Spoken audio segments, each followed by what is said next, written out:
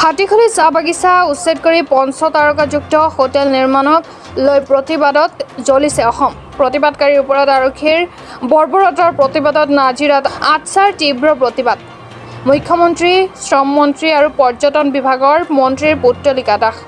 হাতীখুলি চাহ বাগিচা উচ্ছেদ কৰি পঞ্চতাৰকাযুক্ত হোটেল নিৰ্মাণ কৰাৰ লগতে ইয়াৰ বিৰুদ্ধে পৰহি কাজিৰঙাত আটছাই কৰা প্ৰতিবাদ কাৰ্যসূচীত হেঙাৰ প্ৰদান কৰিবলৈ গৈ আৰক্ষীয়ে প্ৰতিবাদকাৰীৰ ওপৰত বৰ্বৰতাৰে লাঠি চালনা কৰা ঘটনাক লৈ দাও দাওকৈ জ্বলিছে অসম।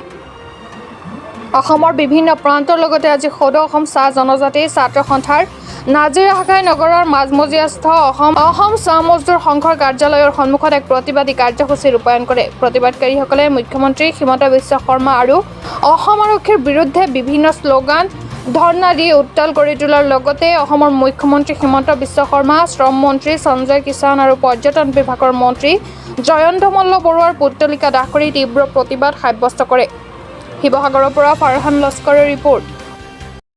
কাজিৰঙাত যি মানে প্ৰতিবাদ হৈছে তাৰ পৰিপ্ৰেক্ষিততে যি অত্যাচাৰ চলিলে আজি আমি এটাই কথা ক'ব পাৰোঁ, আপোনালোকে এতিয়া গম পাইছে যে কাজিৰঙাত যি হাতীখুলি চাহ বাগিচাত আমাৰ অসম চাহজনী ছাত্ৰ সন্থা আৰু শ্ৰমিক ৰাইজে যি আহি পেলাই তাত পঞ্চতাৰকা হোটেল নিৰ্মাণ কৰিবৰ কাৰণে আহোঁতে গণতান্ত্ৰিকভাৱে আমাৰ আন্দোলন কৰিবলৈ গৈছিলে। আমাৰ কেন্দ্ৰীয় সমিতিৰ সাধাৰণ সম্পাদক জগদীশ বৰাই ডাঙৰীয়া, সাংগঠনিক সম্পাদক অনিত গড় ডাঙৰীয়া, এনেকৈ ধৰি আমাৰ চাহ শ্ৰমিকৰ ওপৰত যি লাঠি চালনা পুলিচে বৰ্বৰতা কৰিলে। কিন্তু ইয়াৰ পৰা আমি এটা কথা অসম চৰকাৰক জনাই দিব বিচাৰোঁ বা হিমন্ত বিশ্ব শৰ্মা চৰকাৰক যে চাহ জনজাতি ছাত্ৰ সন্থাই যি গণতান্ত্ৰিক আন্দোলন কৰিলে, সেই আন্দোলনক তেওঁলোকে নস্যাৎ কৰি তেওঁলোকে যি বৰ্বৰতা অৱলম্বন কৰিলে, মাৰপিট কৰিলে, এয়া কিন্তু আমি তীব্ৰ ভাষাৰে গৰিহণা দিছোঁ। আৰু এটা কথা স্পষ্টকৈ আমি ক'ব বিচাৰোঁ যে অসম চৰকাৰে যিখিনি কৰিলে, আজি চাহ শ্ৰমিক ৰাইজক আমি যেনেকৈ আছোঁ, আমাক এটা মানে মাহীমাক চকৰা দৃষ্টি আমাক চাই আহিছে। কিন্তু আজি আমি এক গোট হৈ পেলাই আমি এই প্ৰতিবাদ কৰি এটাই আমি ক'ব বিচাৰোঁ, যদি হাতীখুলি চাহ বাগিচা মাটি যদি পঞ্চতাৰকা হোটেল নিৰ্মাণ হয়, অসমৰ গোটেই অসম যদি আমি আন্দোলন প্ৰতিবাদ কৰি ইয়াতকৈ জংগী আন্দোলন কৰিম বুলি আজি আমি প্ৰতিজ্ঞাবদ্ধ হৈছোঁ। আৰু এটা কথা ক'ব বিচাৰোঁ, যি শ্ৰমিক ৰাইজৰ ওপৰত বা চাহ জনগোষ্ঠীৰ ৰাইজৰ ওপৰত যিটো অত্যাচাৰ কৰিছে, সেই অত্যাচাৰৰ ওপৰত কিন্তু এটা কথা আমি ক'ব বিচাৰিম যে অসম চৰকাৰে, বিজেপি চৰকাৰে আজি ইয়াৰ পৰাই সকীয়াই দিছোঁ যে অনাগত দিনত কিন্তু বিজেপি চৰকাৰ যি হৈছে চাহ জনজাতি ছাত্ৰ সন্থাই কিন্তু প্ৰত্যুত্তৰ দিব। আৰু আমাৰ যি কেন্দ্ৰীয় সমিতিৰ সাধাৰণ সম্পাদকৰ ওপৰত যি বৰ্বৰতা কৰিলে তাৰ প্ৰতিবাদত আমি কিন্তু আজি কৰিছোঁ। আৰু ইয়াৰ মাটি কিন্তু এৰি দিবলৈ আমি ইয়াৰ পৰাই জনাইছোঁ। চাহ জনজাতি ছাত্ৰ সন্থা এতিয়া ক্ষান্ত হৈ নাথাকে, কিন্তু বিজেপি চৰকাৰ হুঁচিয়াৰ হোৱাটো অত্যন্ত প্ৰয়োজন আছে এতিয়া। কিন্তু প্ৰয়োজন আমি তেজ দিম, কিন্তু আমি মাটি নিদিওঁ। আৰু চাহ জনজাতি ছাত্ৰ সন্থাৰ ওপৰত যি বৰ্বৰতা কৰিছে শ্ৰমিকৰ ওপৰত, সেয়া কিন্তু আমি কেতিয়াও সহ্য কৰি নলওঁ। এই প্ৰতিবাদৰ যোগেদি এইটোৱে কৈছোঁ।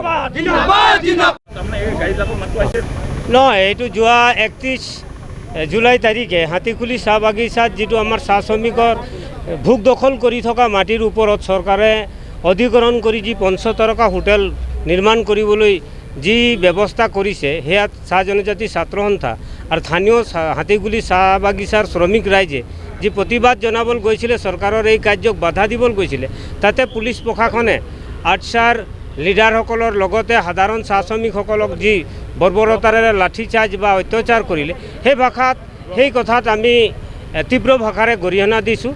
চৰকাৰে চাহ শ্ৰমিকৰ বহু কাম কৰি আছোঁ বুলি ঢাক ঢোল বজাইছে যদি, আৰু আনহাতে চাহ শ্ৰমিকৰ ভোগ দখল কৰি থকা মাটিবিলাকো লুটপাট কৰাই আছে কিছুমান বণিক গোষ্ঠীৰ স্বাৰ্থত।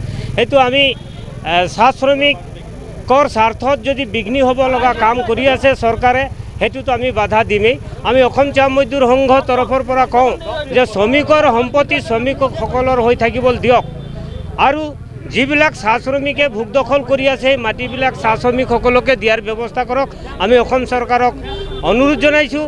লগতে চাহ জনজাতি ছাত্ৰ সন্থাৰ ল'ৰাবিলাক যিটো গণতান্ত্ৰিক প্ৰক্ৰিয়াৰে যি প্ৰতিবাদ সাব্যস্ত কৰিবলৈ গৈছিলে, তেওঁলোকৰ ওপৰত যিটো পুলিচ বৰ্বৰতা কৰিলে, সেই কথাক আমি তীব্ৰ ভাষাৰে গৰিহণা দিছোঁ। আৰু অসম চাহ মজদুৰ সংঘৰ তৰফৰ পৰা অসমৰ যিকোনো চাহ বাগিচা অদূষিত চাহ জনগোষ্ঠীৰ মাটি যদি কোনো পক্ষই অধিগ্ৰহণ কৰে অবৈধভাৱে, সেইটো কাৰ্যত আমি অসম চাহ মজদুৰ সংঘও আমি প্ৰতিবাদ জনাই আহিছোঁ আৰু আগলৈও আমি জনাই যাম। আৰু আমাৰ ছাত্ৰ কৰ্মীসকলেও সেই একে ব্যৱস্থাৰে প্ৰতিবাদ জনাই গৈছে। আজি